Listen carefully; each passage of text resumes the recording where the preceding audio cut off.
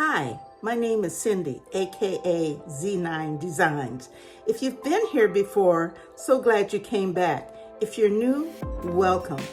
Keep watching and be sure to hit that subscribe button. Today, I have some awesome ideas for recreating home decor. In addition, please like, save, comment. It really helps my channel to grow. So let's create some high-end decor ideas. DIY number 1, black decorative box with white flower on top. The supplies needed include 1 wooden box from Joann Fabrics and 1 flower from Michaels. This was previously made with plaster of Paris and was painted pink, and black acrylic and white acrylic paint. I am going to highlight Perigold because they have fine decor that you can purchase. They had this beautiful wildwood composite decorative box with a white flower on top. It is modern and beautiful, which was why my attention was drawn to this distinctive box. Small items can be stored in this box, which features a black box with a porcelain zinnia, the lid.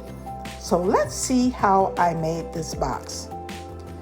I purchased a box at Joann Fabrics. I think it was like $5.99, but it was 50% off. And I painted it black on the outside with acrylic paint.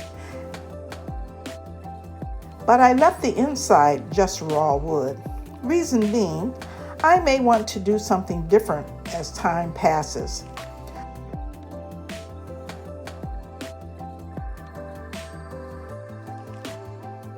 I had a peony that I painted pink and highlighted it in white, and this was for another DIY, but I never was really in love with it, so I decided that I would repurpose this flower for this project.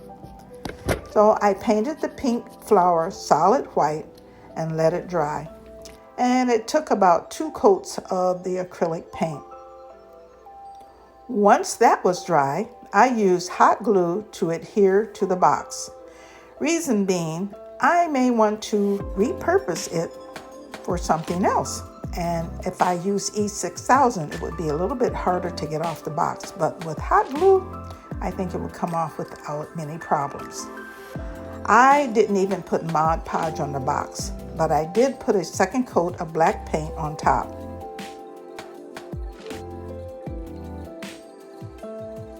I placed this in my sunroom, which gives an elegant, modern accent. However, you can use it for any room in the house. And this box, Perigold, was $219 on sale. And I made mine for approximately $5 and a little change.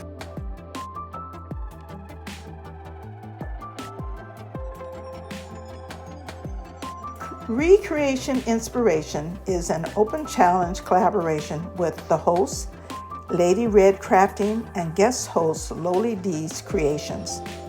These are amazing crafters that have challenged us to make home decor items this month. Be sure to check out their channels. They are so kind and sweet and have awesome channels. Also, subscribe, like, save, and comment on their channels. They would love to hear what you have to say.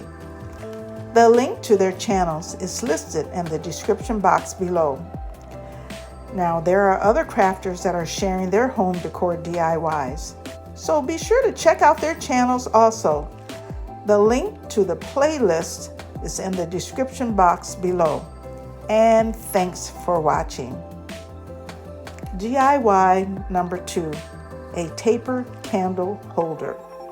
The supplies needed include 2 cloches from Dollar Tree, 2 battery-operated candles from Dollar Tree, 2 glass candle holders, Dollar Tree, hot glue, E6000, a wood-burning tool, and some silver spray paint.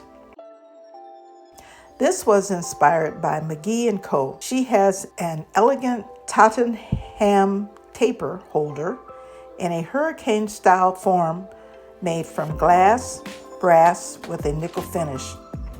She has her own company and I watch her often. I am subscribed to her. She is so sweet and so talented.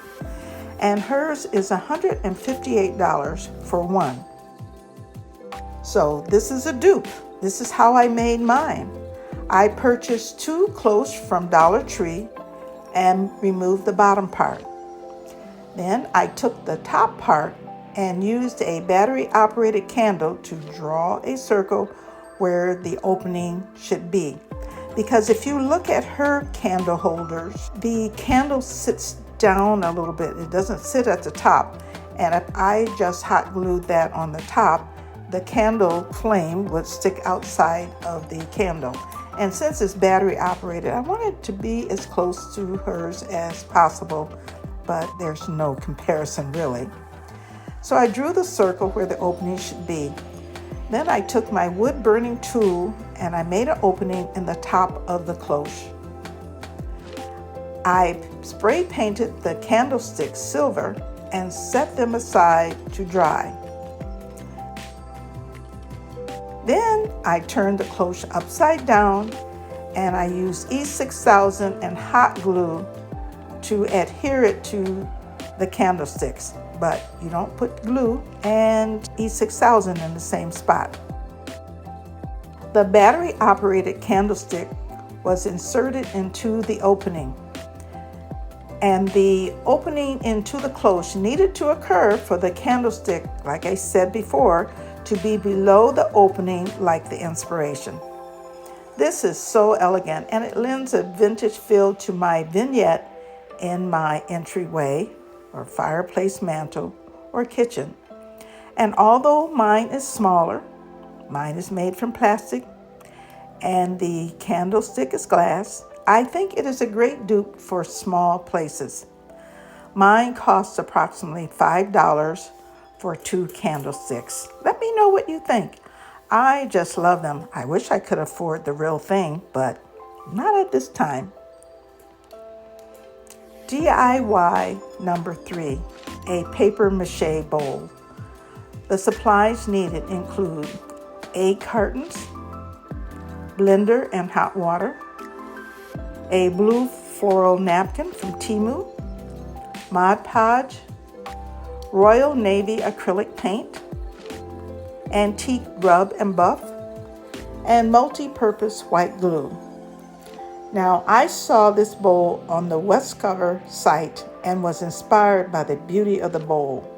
They showed a unique wabi-sabi style, one-of-a-kind bowl with rough torn edges. And this features the blue exterior finish with a gold rim, and it sells for $26 to $86. The creator of this beautiful bowl is T.M. Olson Collection.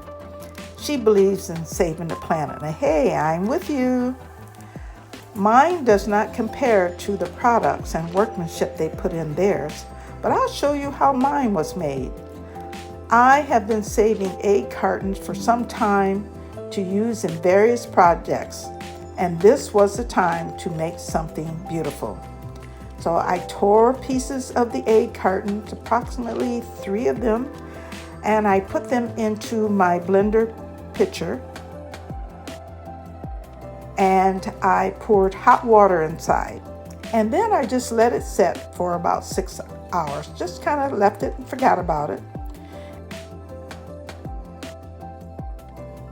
And next, I blended the mixture of hot water and egg cartons until it was basically mush.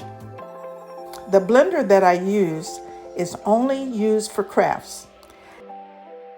And once it was mush, I squeezed out as much water as I could.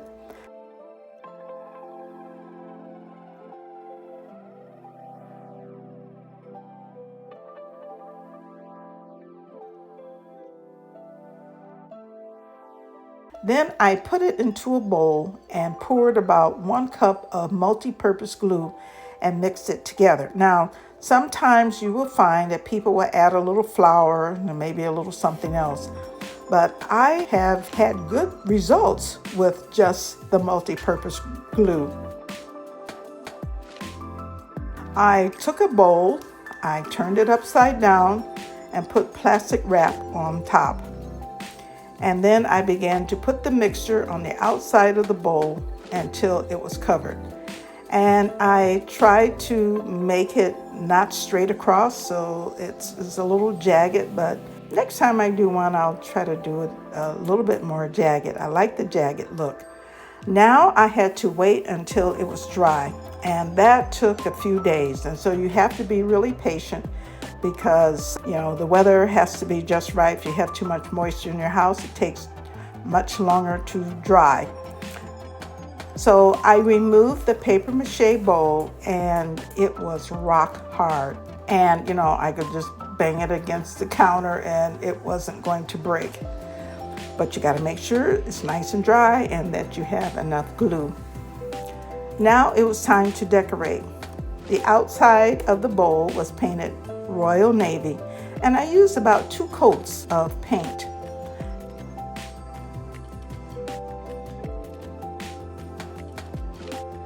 Then I painted the inside white because I needed to place the blue and white floral napkin inside.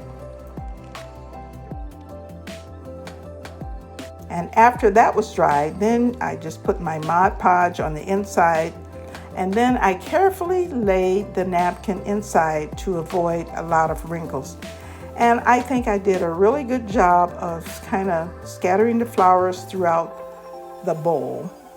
And I was really surprised the napkin just kind of laid in there. I didn't have to piece it together, and I thought it did just beautifully. However, it is not completed until the antique gold rub and buff is spread around the rim of the bowl.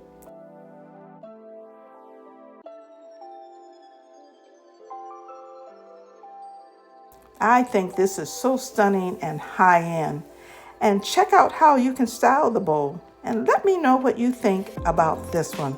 This one has to be my favorite. If you have liked what you've seen, please subscribe, like, save, and comment. Also, follow me on Instagram, TikTok, Threads, and Facebook. And thanks for watching each week. I appreciate all of your comments. And remember, a thing of beauty is a joy forever. This is by John Keats. See you later. Bye-bye.